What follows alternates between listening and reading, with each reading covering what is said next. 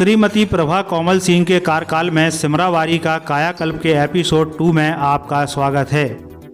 जहां एक ओर सिमरावारी के पूर्व प्रधान श्रीमती प्रभा कोमल सिंह ने अपने क्षेत्र को चकाचक करने का काम किया, तो वहीं जीर्ण शीर्ण अवस्था में पड़े स्कूलों की दशा सुधारने, क्षेत्र के लोगों को बेहतर स्वास्थ्य सेवाएं उपलब्ध कराने तथा क्षेत्र में स्वच्छता अभियान चलाने का भी काम किया है। उन्होंने मेन रोड आरा मशीन, अंबेडकर नगर, तिलक नगर, सुभाष नगर, गांधी पार्क में तो विकास के काम किए ही हैं, साथ ही साथ सिमरावारी गांव को भी आत्मनिर्भर बनाने का प्रयास किया है।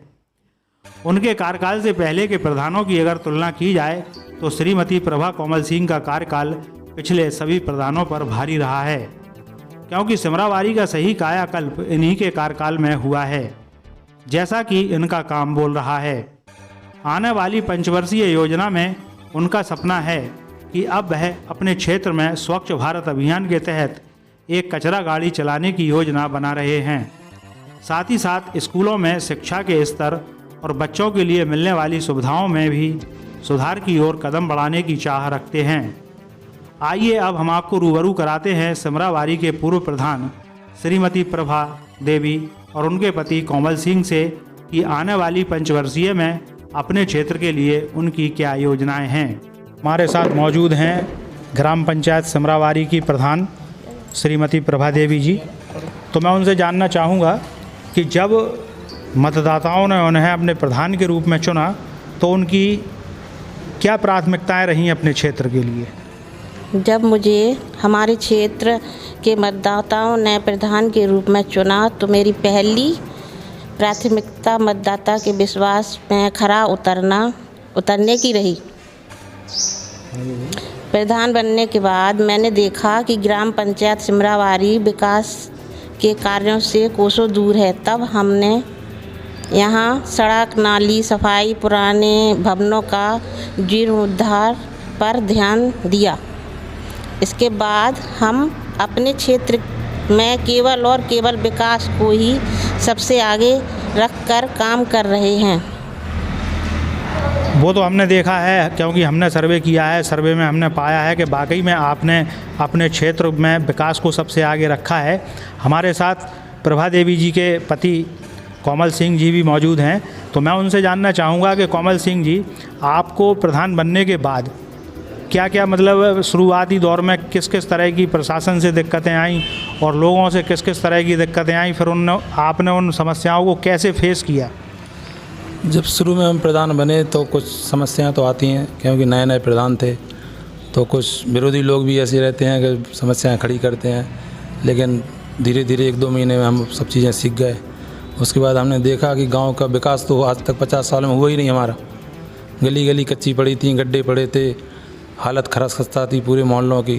तो उसके बाद फिर हम लोगों ने जनता के उसमें सोच के अनुसार हमने कार्य किया और रोड, नाली, खड़ंजरे का निर्माण करवाया। सारे मोहल्लों में आज सारी अच्छी स्थितियां हैं और हमारे सारे ग्रामवासी हमसे बहुत प्रसन्न हैं।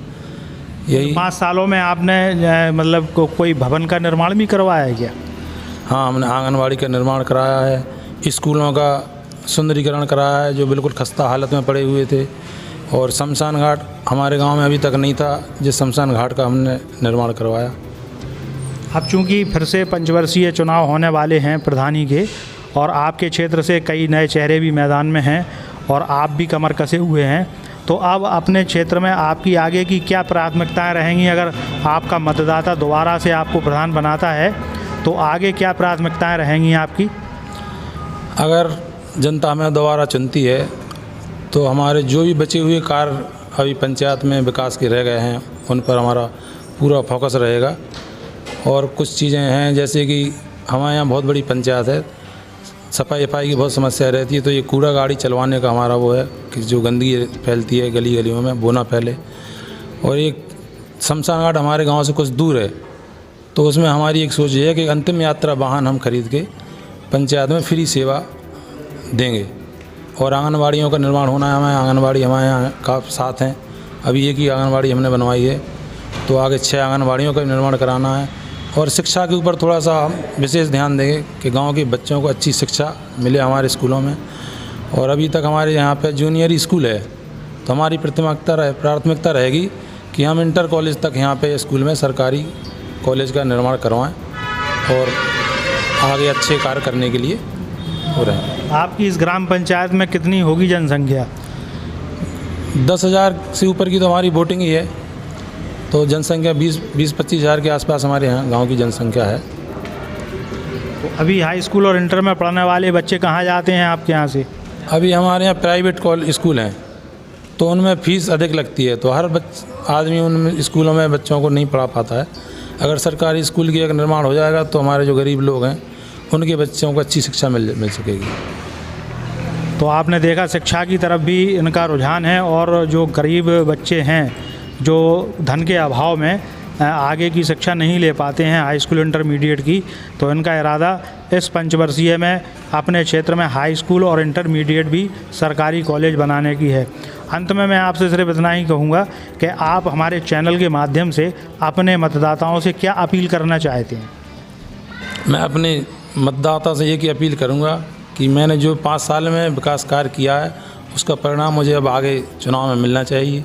मैं यही निवेदन करता हूं मैं अपने मतदाताओं से कि मुझे दोबारा लाएं और गांव की जो और बचा हुआ जो भी विकास है उसको मैं पूर्ण करूंगा। धन्यवाद कोमल जी। अच्छा, हम अब आपसे विदा ले रहे हैं।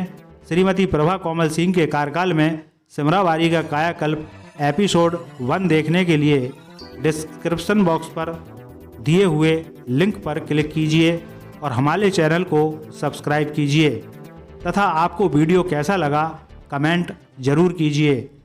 नवोदय प्लस टाइम्स के लिए प्रधान संपादक मोहम्मद हनीफ के साथ कैमरामैन गौरव कुमार की रिपोर्ट। अगर अभी तक आपने हमारे चैनल को सब्सक्राइब नहीं किया है तो कृपया अब कर दीजिए। लेटेस्ट न्यूज़ के नोटिफिकेशन के लिए बेल आइकन पर क्लिक कीजिए।